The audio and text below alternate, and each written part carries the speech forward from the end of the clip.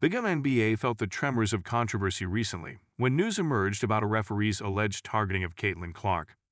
Clark, a basketball prodigy and one of the brightest stars in women's hoops, was blindsided, not by her opponents but by a supposed officiating vendetta. The news was like a shot clock buzzer, sending the entire league, players, fans, and analysts into an instant frenzy. While sports have always had their fair share of bad calls, the notion that a referee might be actively working against a player of Clark's caliber felt like an entirely new chapter of drama. It raised questions about fairness, transparency, and whether personal biases were creeping into the supposedly neutral zone of professional officiating.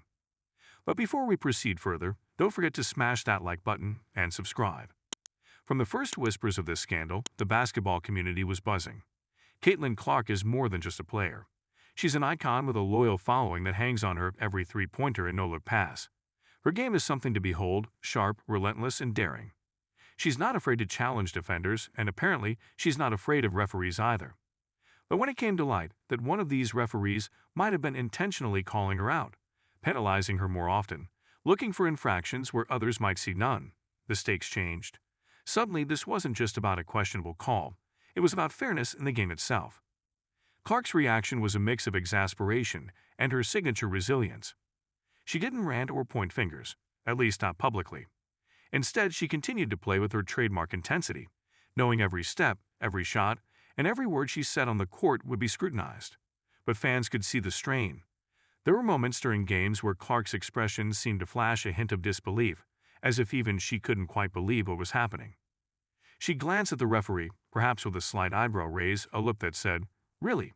But then she'd move on, focusing back on the ball, on her teammates, on the win. The WNBA has never dealt with something quite like this. Referees have always been the silent keepers of the game's flow, but they aren't usually the subject of controversy themselves. Sure, players and fans argue calls all the time. That's almost as old as the game itself. But referees being accused of deliberately targeting a player, especially one of Clark's status, that was new ground. And it wasn't long before fans took notice. Social media blew up as supporters voiced their frustration and disbelief. Memes, videos, and slow-motion replays started circulating, dissecting each of Clark's fouls, each penalty she'd been slapped with, as fans tried to spot the bias. From her college days, Caitlin Clark was known for her intensity and competitiveness. She's a player who lives and breathes basketball, and she has that rare ability to make every game feel like a high-stakes showdown. Her shots are precise, her passes sharp, and her attitude unmistakably fierce. In some ways, she's almost like the protagonist in a sports drama, someone who stands in stark contrast to the bureaucratic and sometimes impersonal image of the league itself. It's no wonder that fans have rallied behind her. She's not just playing basketball, she's putting on a show, and every fan feels like they're part of the story. But this new chapter wasn't the kind of plot twist anyone expected. Suddenly, it was like Clark was up against more than just her rivals on the court. It was as if the game itself was tilting against her, every referee whistle becoming a reminder that things weren't as straightforward as they seemed. Some fans started calling for an investigation, demanding accountability, transparency, and above all, fairness. After all, if a player like Clark could be targeted, who's to say others weren't facing the same issues in silence? Refereeing bias in sports is nothing new, but usually it's speculated, hinted at, not exposed so publicly. In Clark's case, the alleged bias was almost blatant, with calls against her that fans argue wouldn't have been made on any other player. Imagine watching a star player penalized not just for fouls, but seemingly for stepping on the court with a certain flair, a certain style that the referee may not have liked. It became a battle not only for points, but for respect. Clark, through it all, stayed true to her game, ever giving the officials the satisfaction of knowing they were getting under her skin. Still, she couldn't hide every flicker of frustration, every moment where her eyes said what her words never would. The WNBA has built its reputation on fostering fair play and giving women athletes a platform to shine. And in that space, Caitlin Clark had become a symbol, a beacon of excellence, breaking records and pushing boundaries. But this scandal threw a wrench into the league's carefully cultivated image. How could fans trust the integrity of the game if referees were suspected of bringing personal grudges or biases onto the court? The implications reached beyond Clark herself and even beyond the league. The incident brought up old concerns about how women athletes are treated compared to their male counterparts. Clark wasn't just fighting for her game, but, in a way, for the principle that athletes deserve fairness, respect, and equal treatment, regardless of who they are or how they play. In response, the WNBA had to walk a tightrope. Addressing the controversy without escalating it would be tricky, to say the least. Denying the allegations outright might appear as if the league were brushing off legitimate concerns, yet acknowledging them could open up a Pandora's box of questions and set a precedent.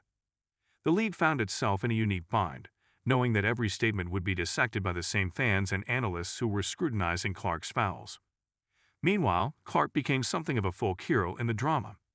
Even though she never directly addressed the accusations, fans saw her as someone pushing back against the odds. Her persistence on the court in the face of potential bias resonated with people who understood the pressure of being singled out, whether at work, school, or anywhere in life. Her subtle reactions, the raised eyebrow, the slight shake of her head, spoke volumes. In every way, she was still Caitlin Clark, fierce competitor and unrelenting scorer, undeterred by whatever distractions might come her way. The real kicker was that Clark's style itself is what probably drew this scrutiny.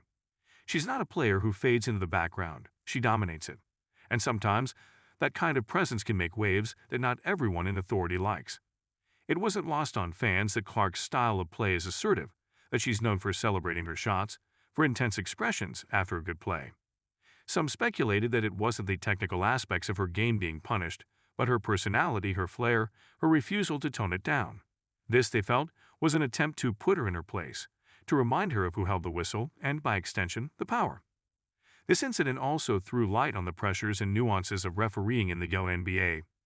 Referees are human, yes, but they are held to a standard of fairness and impartiality. And while it's easy to brush off a single call as a mistake, it's harder to ignore a pattern, a series of penalties that seemed oddly timed and oddly specific. The game, after all, is supposed to be played and decided by the players, not shaped by personal opinions or hidden grudges from the people holding the whistles. For the league, it was a wake-up call about how even a hint of impropriety could shake fans' trust in the institution. The social media storm wasn't all Clark's doing, but her silent endurance made her a symbol. People related to her struggle and saw in her the underdog battling an invisible force. She didn't scream, didn't make a show, just kept playing. There was almost a kind of comedy in how calmly she continued, letting her game do the talking while fans did the shouting. Some observers found the whole thing ironic.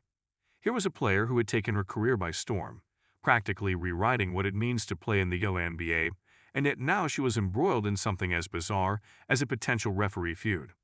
It seemed almost absurd, a real-life sports drama, complete with the stoic protagonist and the shadowy antagonist.